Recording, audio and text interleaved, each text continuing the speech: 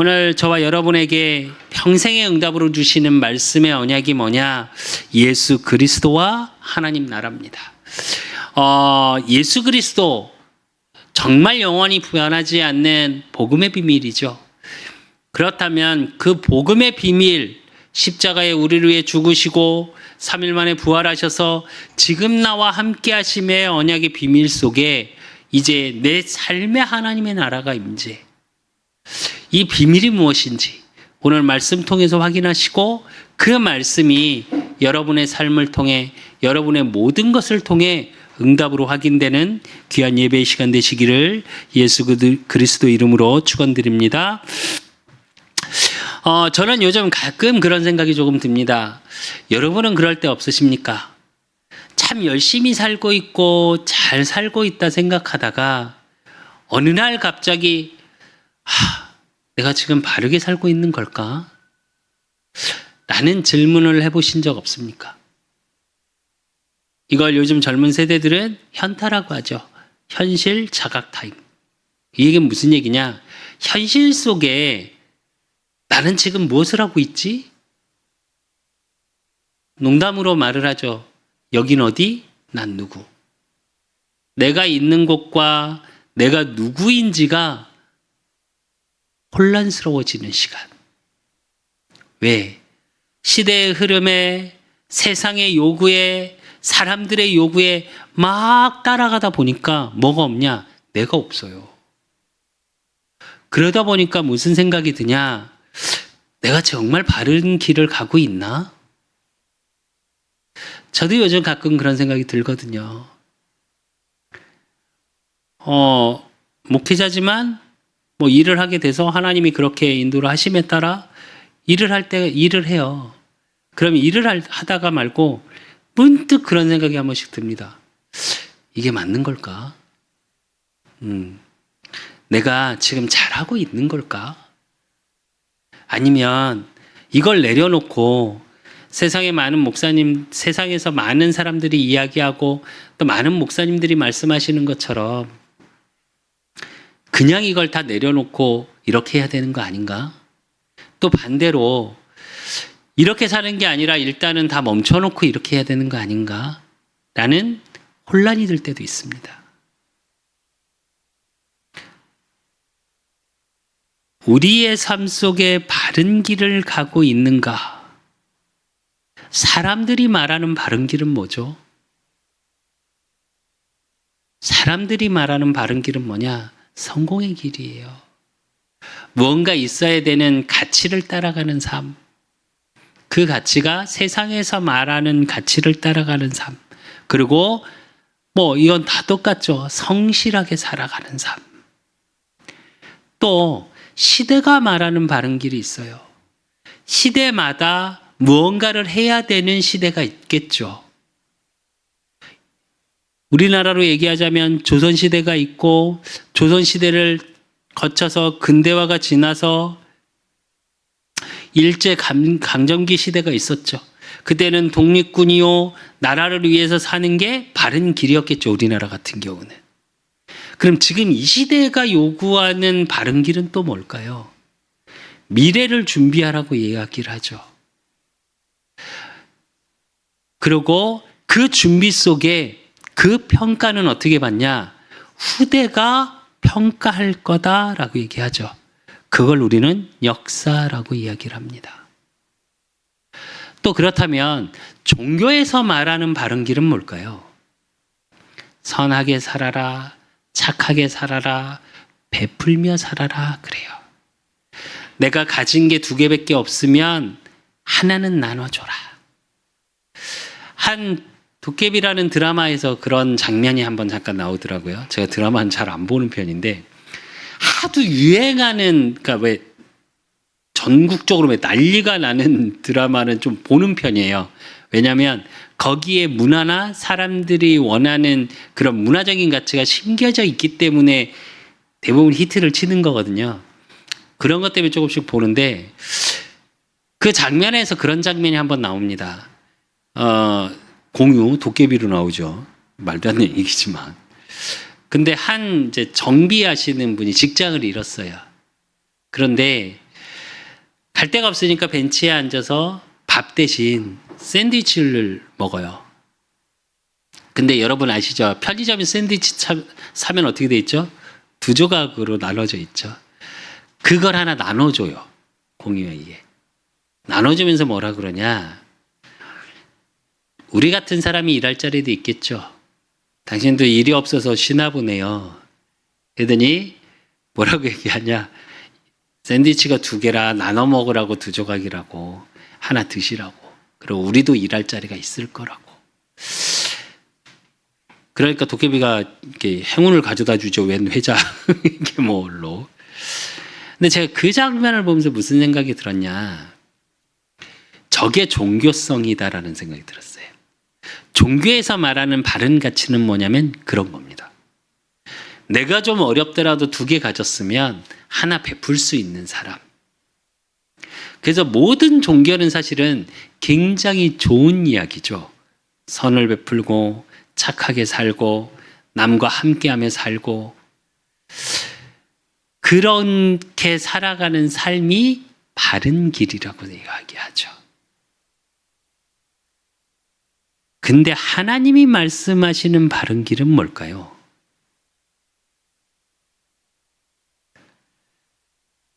하나님이 말씀하시는 바른 길은 뭐냐? 평안하게 살으라는 얘기입니다. 평안하게 살기 위해서는 뭐가 필요하냐? 우리 마음에 두려움과 염려가 없어야 돼요.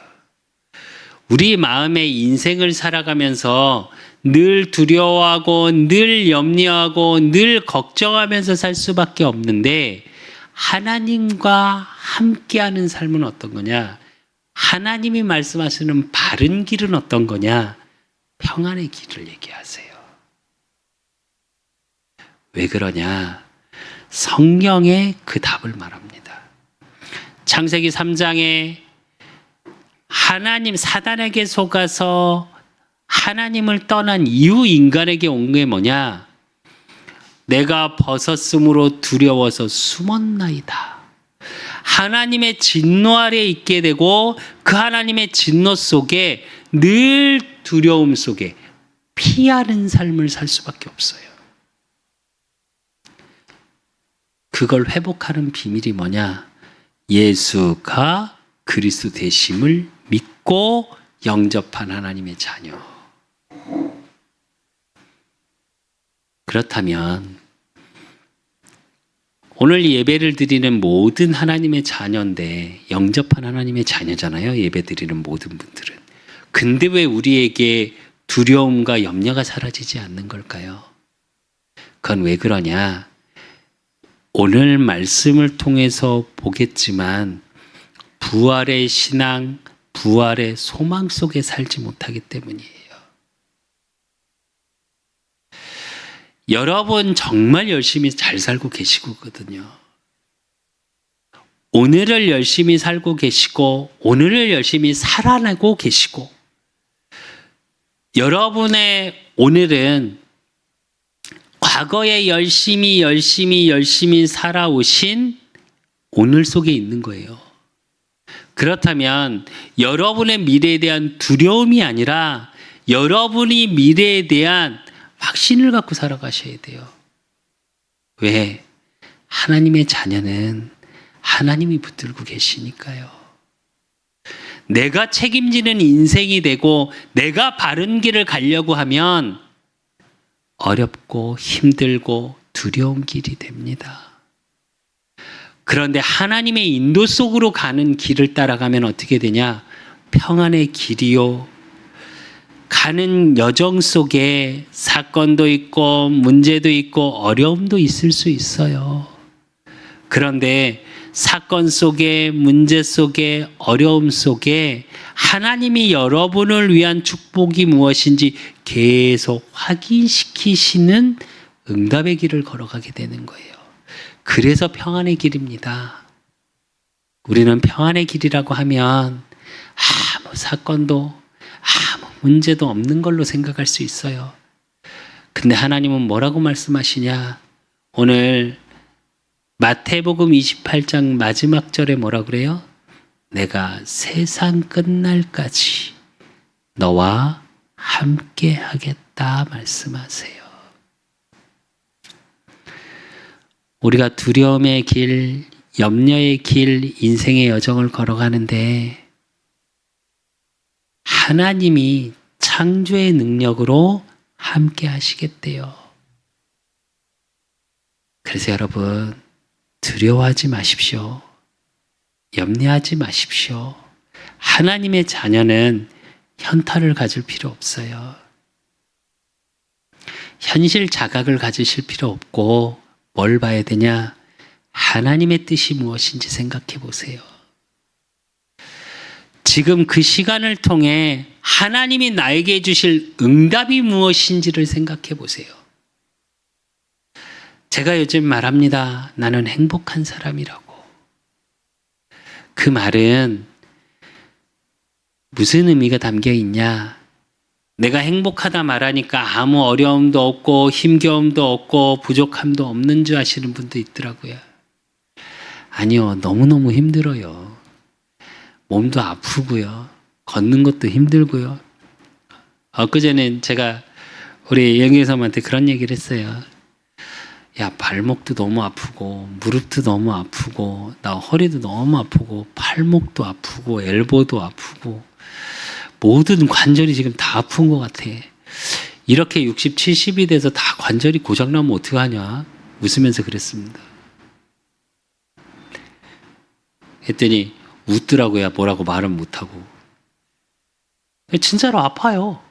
그래서 맨손에담을 아예 범벅을 하고 맨날 자고.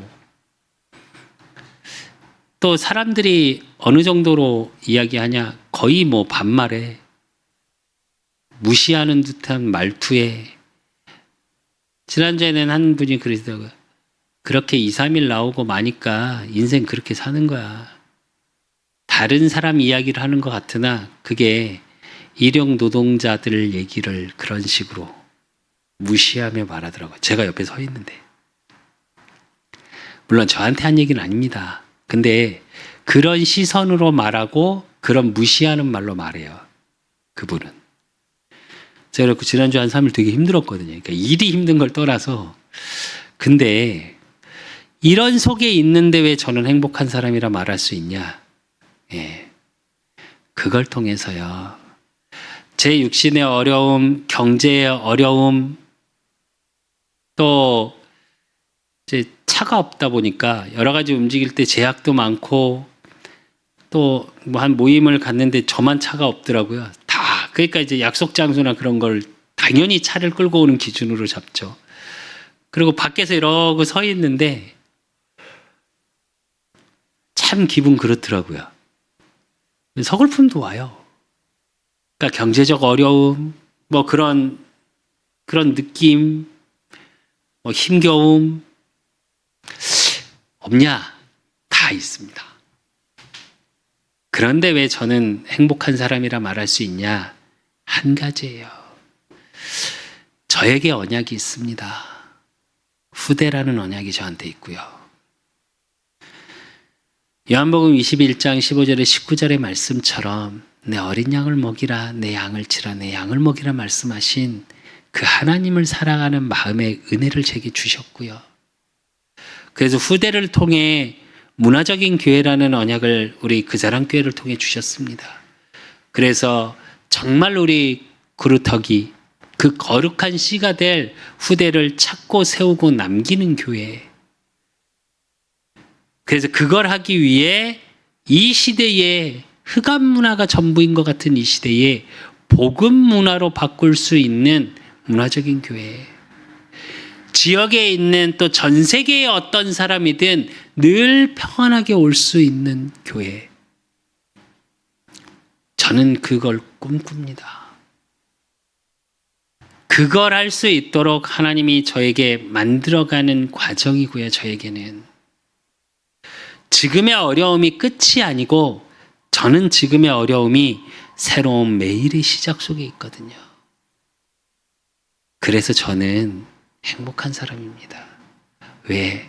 하나님의 언약을 이루어가는 그 길을, 하나님이 내게 주신 언약을 이루어가는 준비의 길을 전 가고 있으니까요.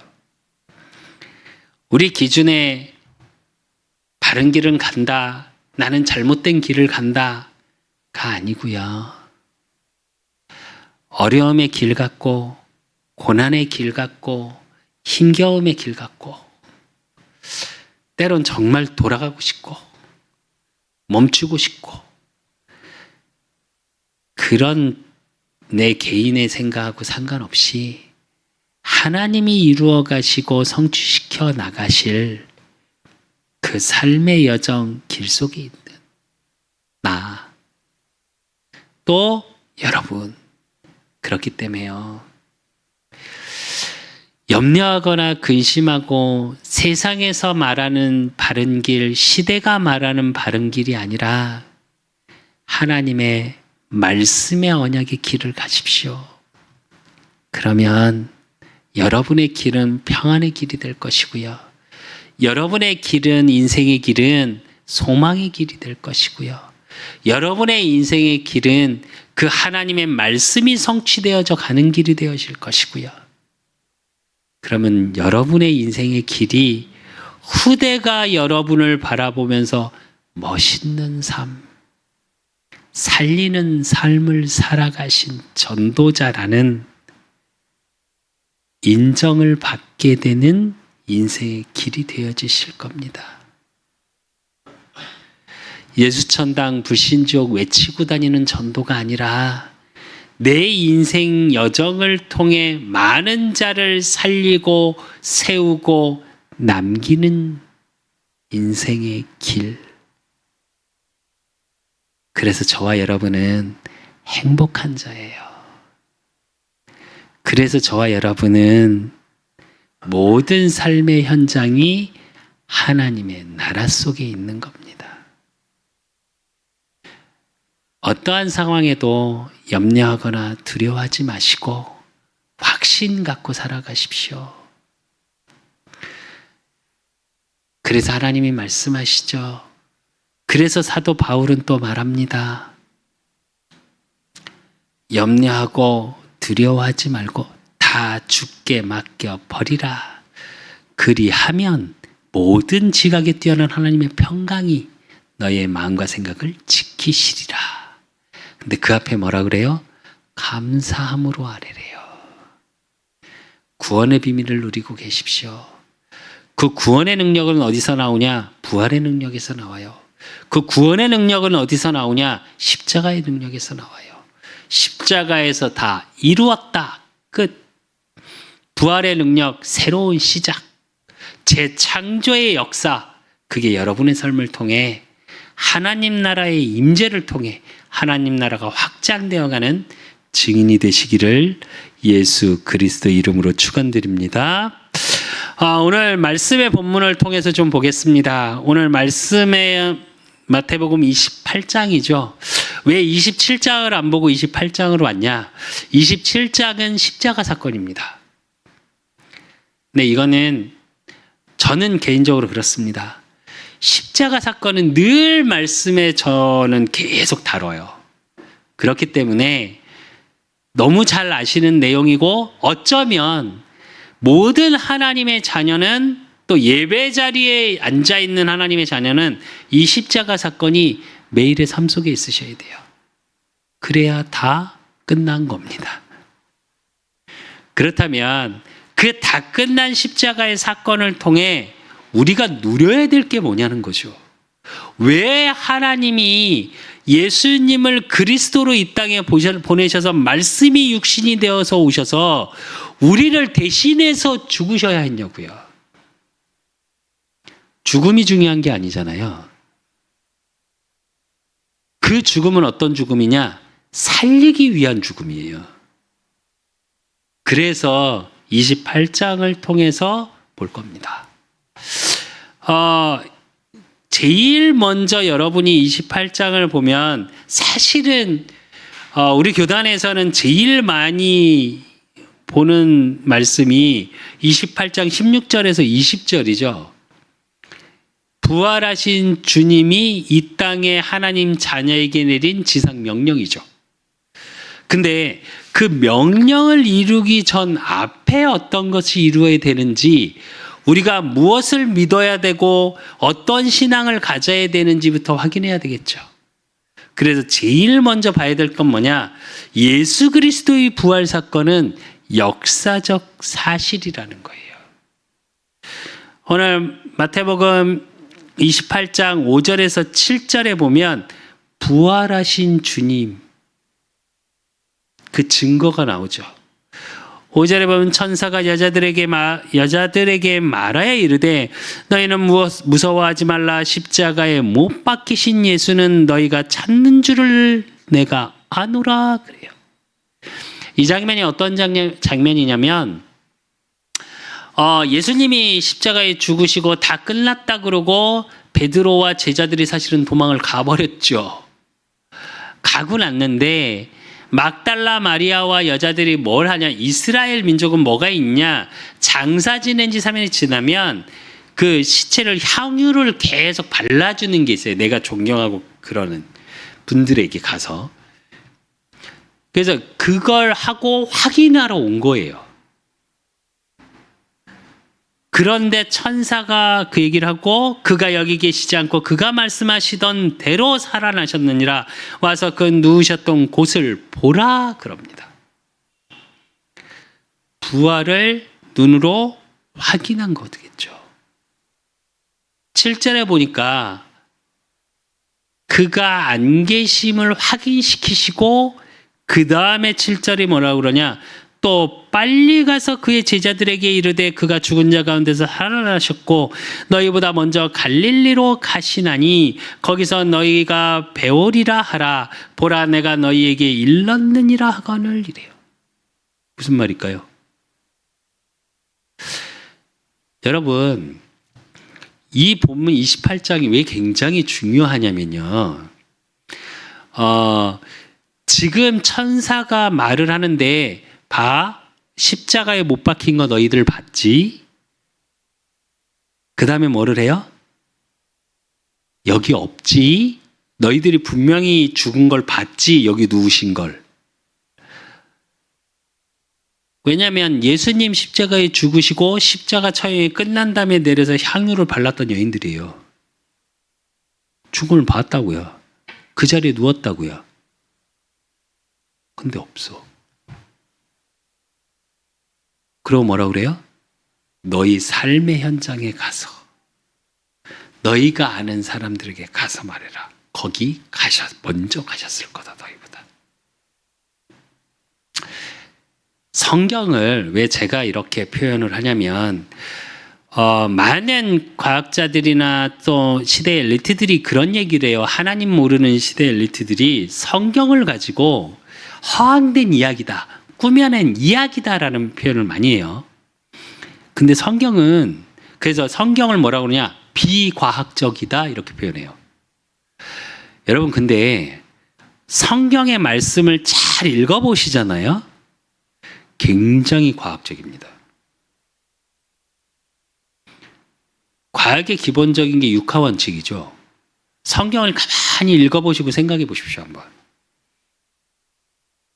육하 원칙에 의해서 하나하나 확인시키시는 게 성경이에요. 오늘 천사가 그렇게 확인시키고 있는 거예요, 지금. 그리고 이 부활을 예수님이 직접 예언하셨어요. 내가 그렇게 될 것이다. 마태복음 16장 21절, 17장 22절에서 23절, 20장 18절에서 19절. 마태복음에만 기록되어 있는 게 3번이 나옵니다. 이게 왜 중요하냐? 예수님이 말씀하신 그게 이루어졌다라는 사실적인 근거라는 얘기예요. 그러면 그거 부활에 대한 역사적인 증거는 뭐냐? 십자가의 죽으심. 이건 뭐 여러분 너무 잘 알고 실제로 역사서에 기록이 돼 있어요. 이거는. 그리고 또 마태복음 27장 62절에서 66절에 보면 대제사장들하고 유대인들이 와서 뭐라 그러냐? 이자가 계속 부활한다고 그랬다. 그런 거짓말을 했으니까 어떻게 하냐? 파수대, 그러니까 파수군, 경비병을 세워서 철저히 지켜라. 왜? 제자들이나 그를 추종하던 세력들이 몰래 시체를 빼나가 놓고 뭐라 그래요? 부활했다 이렇게 거짓말할 수 있다. 그러니까 철저히 지켜야 된다. 그래서 뭐라고요? 경비병 60명이 지킵니다. 이것도 역사서에 기록되어 있는 내용입니다. 그런데 마태복음 28장 11절에서 15절에 보면 여자들이 갈 때 경비병 중 몇이 성에 들어가서 모든 된 일을 제사장들에게 알리니 그들이 장로들과 함께 모여 의논하고 군인들에게 돈을 많이 주며 이르되 너희는 말하기를 그의 제자들이 밤에 와서 우리가 잘 때 그를 도둑질하여 갔다 하라. 만일 이 말이 총독에게 들리면 우리가 권하여 너희로 근심하지 않게 하리라 하니 군인들이 돈을 받고 가르친 대로 하였으니 이 말이 오늘날까지 유대인 가운데 두루 퍼지니라 이래요. 무슨 얘기냐? 경비병이 본 거예요, 부활하신 주님을. 그리고 제사장한테 얘기하니까 유대인하고 제사장들이 어떻게 하냐? 돈을 주면서 입막음을 해요. 그리고 소문을 내기 시작해요. 뭐라고요? 제자들이 훔쳐갔다. 그래서 부활에 대한 세 가지 설이 나오죠. 근데 제가 왜 역사적인 증거라고 이야기를 하냐? 세상에서 과학적으로 이야기하는 것 기준이 아닌 여러분의 믿음을 이야기하는 거예요. 우리는 역사를 보지 않고 기록된 책의 내용이나 아니면 그림이나 시대의 여러 가지 남겨진 흔적을 가지고 역사가 사실이라고 믿죠. 그죠? 근데 웃긴 거, 성경은 그렇게 안 믿으려고 그래요. 희한하죠. 그래서 하나님 자녀들에게 뭐가 있냐? 그저 믿음의 은혜만 달라고 하는 경우가 가끔 있어요. 물론 믿음은 하나님이 주신 은혜는 맞습니다. 근데 그 베이스에 깔려 있는 건 뭐여야 되냐? 사실적이어야 돼요. 부활의 믿음이 여러분에게 사실적이어야 한다는 얘기입니다. 그게 돼야 여러분의 신앙생활이 돼요. 그래서 저와 여러분의 신앙생활은 어떤 신앙생활을 해야 되냐? 부활 신앙생활을 해야 돼요. 신앙, 믿고 따라가는 삶을 이야기하는 겁니다. 그걸 신앙이라고 해요. 그래서 저와 여러분은 어떤 신앙이어야 되냐? 무조건 부활 신앙이셔야 돼요. 왜? 오늘 마태복음 28장 8절에 10절에 보면 막달라 마리아와 여인들이 어떤 모습이냐? 천사들이 이야기를 했습니다. 너희들보다 봐. 십자가에 죽은 거 봤지? 니들이 만졌지? 죽었었지? 자, 이 자리에 없지? 확인시키셨어요. 천사가.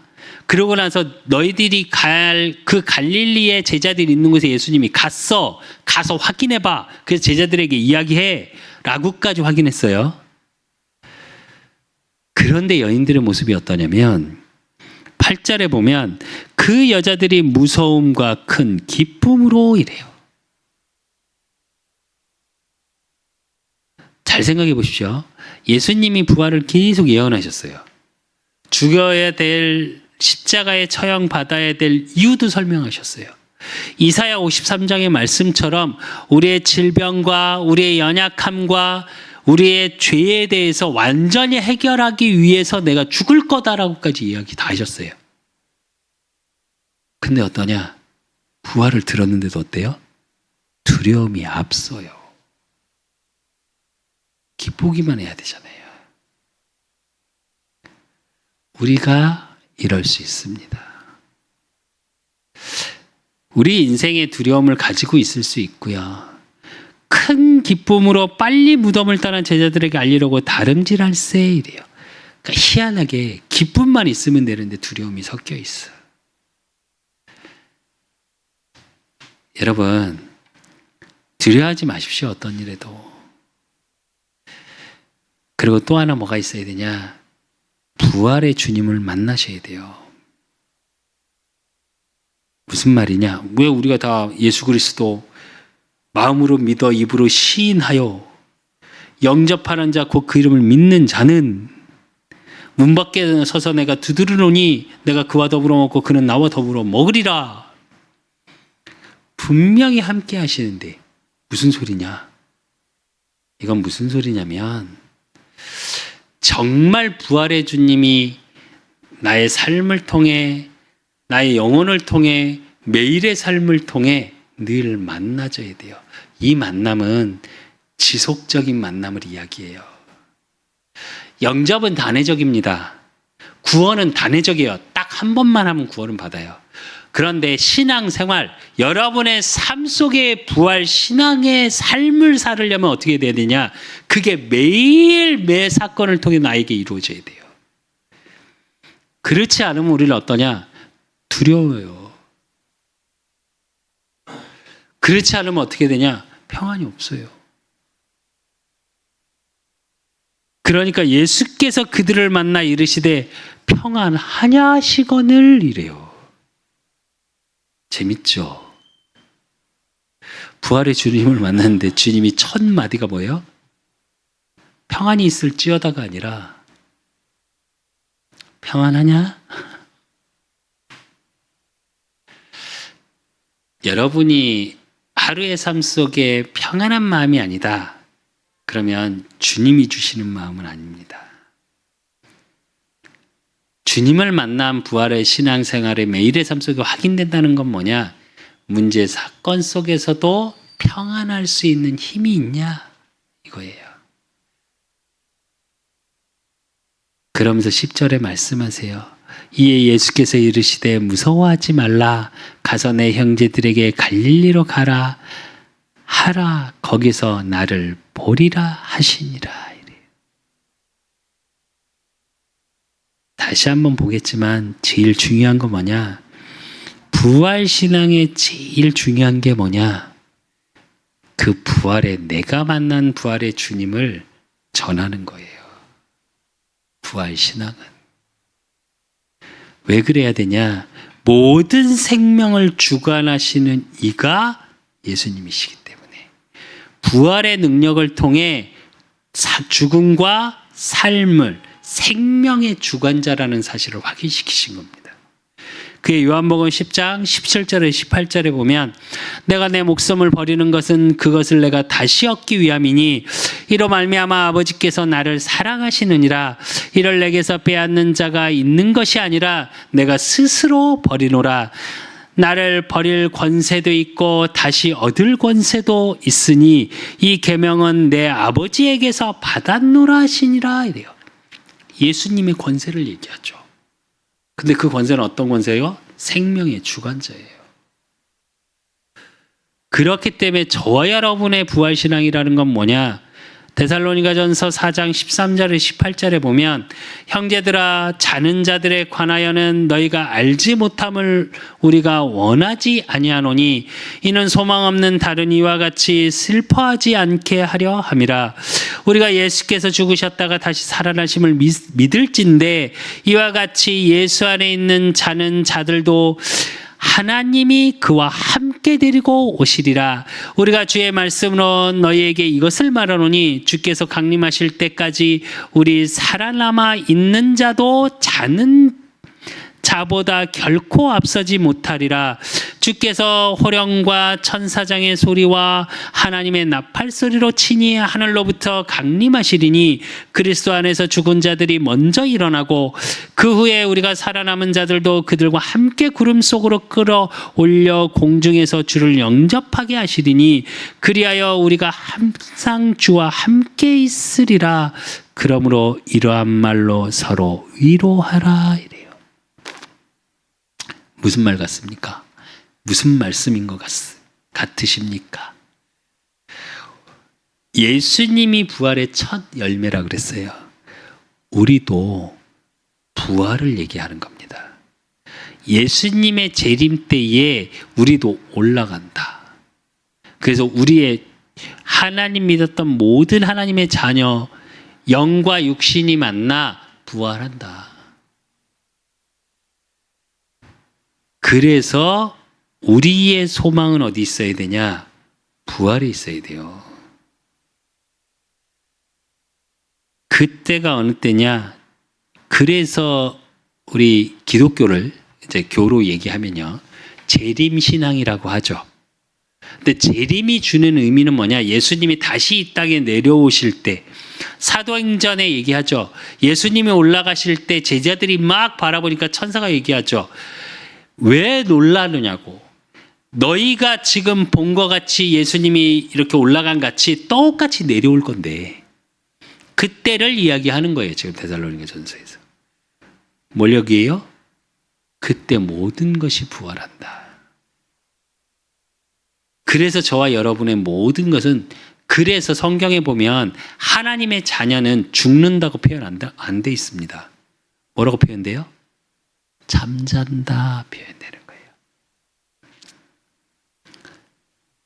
그리고 그 소망을 가지고 저와 여러분이 부활신앙이라는 건 어떤 거냐? 고린도전서 15장 3절에서 8절에 보면 사도 바울이 이야기하죠.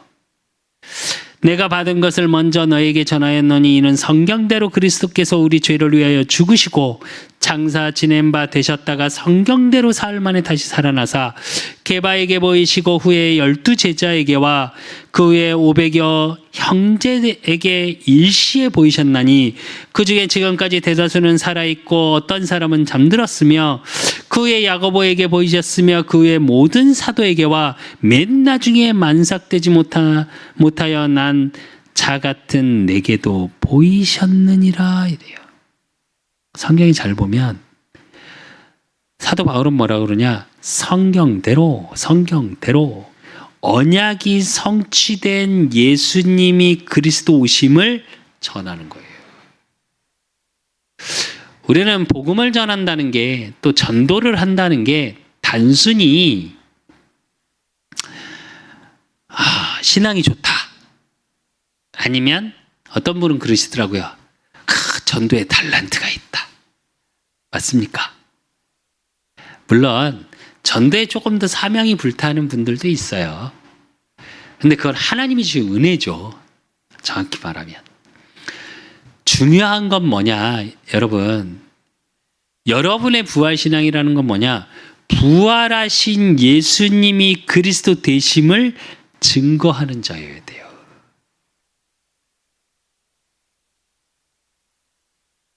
정말로 십자가에 왜 죽으셨는지 오늘 사도 바울이 정확히 말을 하죠. 성경대로 그리스도께서 우리 죄를 위하여 죽으시고, 죄 문제 해결. 장사 지낸 바 되셨다가 성경대로 살면 다시 살아나사 게바에게 보이시고, 예수 그리스도의 부활을 얘기하죠. 그러면서 뭐라고 그래요? 저와 여러분을 통해 모든 사도에게 또 맨 나중에 보이신 그 그리스도가 예수님이 사실임을 이야기하고 있는 거예요. 여러분에게, 제가 그래서 그런 질문 많이 합니다. 여러분에게 복음이 어떤 거냐고. 그게 정의되어 있지 않잖아요. 여러분,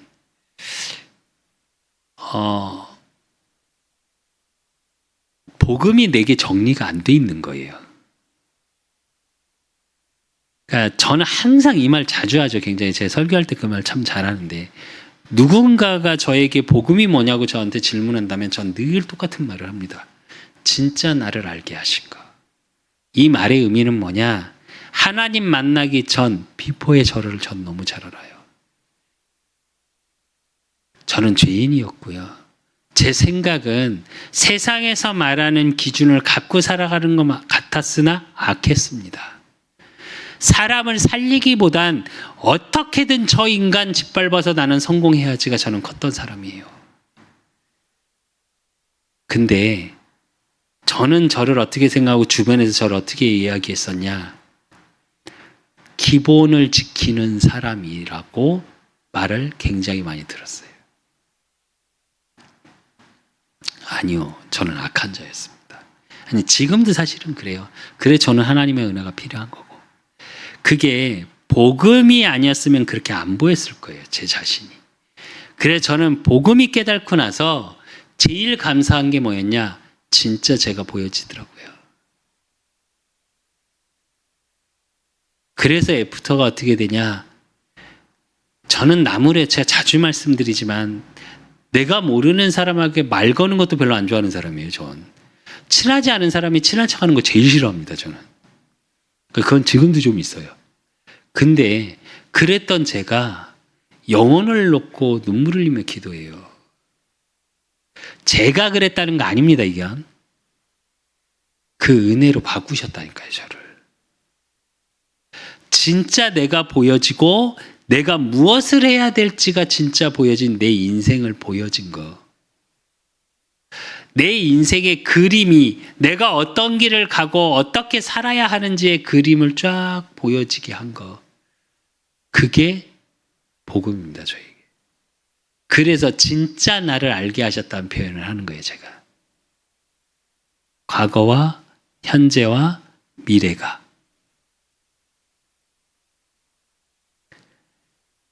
여러분이 이렇게 복음이 정리되어 있으셔야 돼요. 그래야 누군가가 복음 몰라 바른 길을 가지 못해 방황하는 자에게 바른 길을 이야기해 줄 수 있어요. 저는 현장에서 그런 이야기를 참 많이 합니다. 제 과거가 어땠는지. 사실은 뭐 요즘은 그냥은 말할 기회가 별로 없어요. 또 지금의 제 모습을 본 분들은 전에도 뭐 섬겼던 교회에 많은 권사님 집사님들 예전에 제가 이랬다 그러면 웃어요. 에이 이러시고. 왜? 지금은 그런 모습을 볼 수 없으니까. 근데 우리 이은경 사모는 뭐라 그래요? 전에 우리 수빈이가 뭐라고 얘기하니까 우리 이은경 사모는 니네 아빠 깡패였어. 깡패. 조폭이었어. 조폭. 깡패라고도 아니고 조폭이라고 그러더라고요. 그래서 제가 조직을 만든 적이 없다고 저는 한 번도. 조폭인 적이 없어. 그래 동생들이 폭력을 좀 쓰긴 했으나 조직을 만들어 본 적은 없어. 제가 그랬는데 예, 그 무슨 말이냐. 제 과거를 아니까요. 어제도 웃으면서 그런 얘기 밥 먹고 나서 뭐 이러고 앉아서 이야기하는데 뭐 얘기하길래 그래 그렇지 했더니 요즘은 다 그냥 인정하고 다 그냥 넘어가네. 저한테 그러더라고요. 그래서 은혜지. 제가 그러고 말았습니다. 그게 뭐냐? 부활신앙이에요. 그리고 그 부활신앙 속에 이제 여러분을 통해 복음이 증거되는 삶. 그게 뭐냐? 예수 그리스도와 하나님 나라입니다. 오늘 18절에 보면 예수께서 나와 말씀하여 이르시되 하늘과 땅의 모든 권세를 내게 주셨으니 그럽니다. 저와 여러분이 가끔 착각하는 게 하나 있죠. 복음을 전하고 그래서 누군가 하나님의 계획 속에 하나님의 자녀가 되는 영접을 하는 영접 기도를 하고 그러면 우리는 때로는 어떤 생각이 드냐? 내가 한 것 같죠. 또 반대로 얘기할게요. 전도를 해야 할 것 같죠. 그 얘기는 주체가 난 거예요. 내 힘과 내 능력으로 전도를 해야 된다 생각하는 거. 근데 오늘 예수님이 뭐라고 그러시냐? 하늘과 땅의 모든 권세를 내게 주셨으니. 그 얘기는 하늘의 능력, 땅의 모든 능력으로 너를 붙잡아 줄게. 그러면서 뭐라고 그러시냐? 그러므로 너희는 가서 모든 민족을 제자로 삼아 아버지와 아들과 성령의 이름으로 세례를 베풀고. 이 19절에는 두 가지 의미가 있습니다. 너희는 가서 여러분의 삶의 현장이 전도 현장이에요. 또 하나의 의미는 뭐냐? 세례를 베풀고 라는 개념은 뭐냐? 교회의 개념입니다. 저와 여러분이 섬기는 교회, 우리 그 사람 교회 성전, 이 교회의 의미가 담겨 있어요. 그래서 교회를 사랑하셔야 돼요, 여러분. 그래서 여러분이 교회를 살리시는 자가 돼야 돼요. 그게 하나님 나라의 시작이에요, 사실은. 잘 생각하셔야 됩니다. 교회를 사랑하지 않는 성도, 우리나라에 한때 CCC, 내비게이터 이런 선교단체들이 굉장히 많이 붐을 일으켰죠. 얼마 전에 봤습니다. 내비게이터. 수빈이 기억하니? 홍대 왜 그 흐름한 건물에 여기 내비게이터 있다고 내가 얘기했던. 다 무너졌습니다. 왜 무너졌겠습니까? 하나예요. 정말 전도는 어느 정도 열심히냐? 내비게이터 CCC 분들이 어느 정도로 열심히였냐면 내 전도 대상자가 입원을 하잖아요. 아침에 들려서 인사하고 출근하고, 아니 다 일을 하고 계시니까 출근하고 퇴근하면서 들려서 먹고 싶은 걸 사다 주고 간대요. 여러분 그렇게 하십니까? 전도 그 정도로 열심히 해요. 진짜 열심히 해요. 선교단체 출신 목사님들 뵈면 틀려요. 저희하고 좀 기본 성향이 정말 열심히 해요, 전도에. 근데 웃기죠. 지금 CCC 내비게이터 다 무너졌습니다. 왜 그러냐? 그들이 갖고 있는 게 뭐냐? 무교회주의예요. 목사를 세우고 목회자를 세우고 교회를 세우니까 돈이 너무 많이 들지 않냐? 그러니까 우리가 이렇게 몇 명이 모여서 큐티 하듯이 모여서 돌아가면서 하나님의 말씀을 가지고 묵상하고 설교하면 된다. 굉장히 좋은 내용 같아요. 근데 무서운 게 뭐냐? 무교회주의라니까요. 성전이 필요 없다예요. 죄송한데 아닙니다. 출애굽부터 시작해서 광야교회로 시작해서 하나님은 항상 뭐 중심으로 움직이셨냐? 성전 중심으로 움직이셨습니다. 하나님의 역사는. 그러니까 성경을 전체적으로 보셔야 돼요. 단락으로 끊어서 보시지 마시고. 그래서 예수님도 뭐라 그러시냐? 세례를 베풀고 여기에 의미는 뭐가 있냐? 교회의 의미가 같이 들어있는 거예요. 그래놓고 뭐라고 말씀하시냐?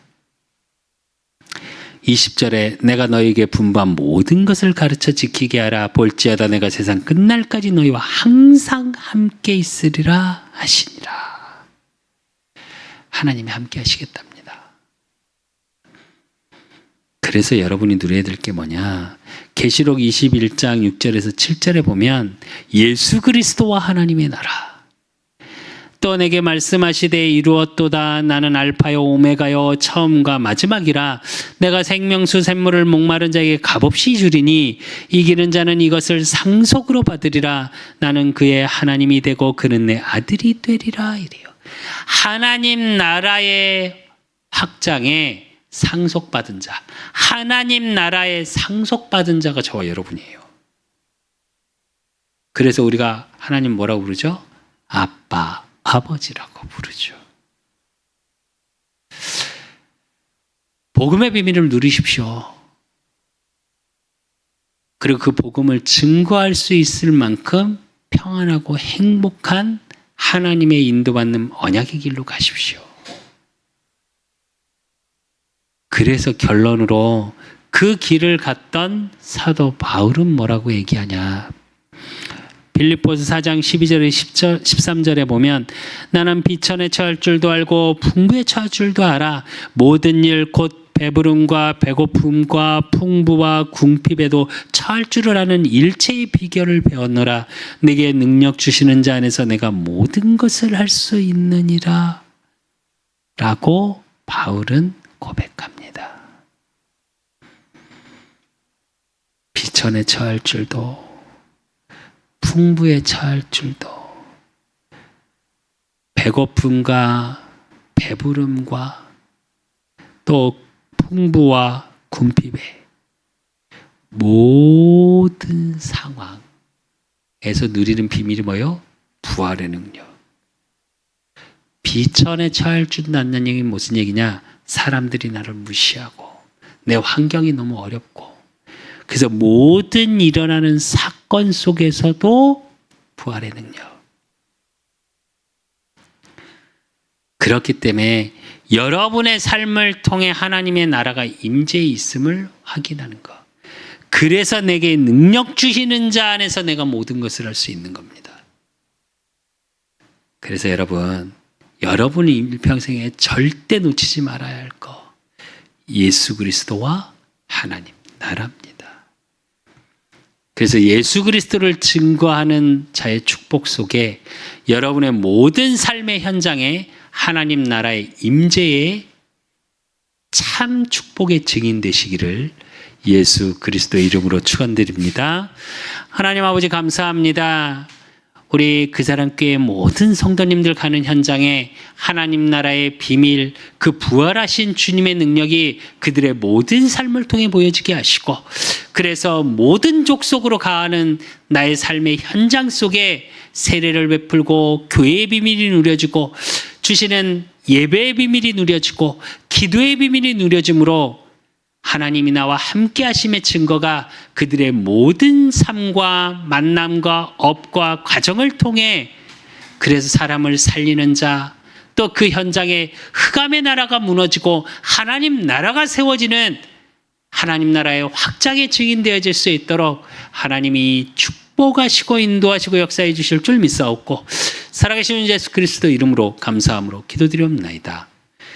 모든 문제 해결자 되신 우리 주 예수 그리스도의 은혜와 우리 하나님 아버지의 극진하신 사랑하심과 성령님의 교통 역사하심이 예수 그리스도와 그 하나님 나라의 비밀 증거하고 확장하기를 소원하는 우리 그 사람 교회 모든 성도들 머리 위에 또 현장에서 예배드리는 모든 성도들 머리 위에 저들의 가정과 업과 모든 만남 위에 이제로부터 영원까지 항상 함께 있을지어다. 아멘.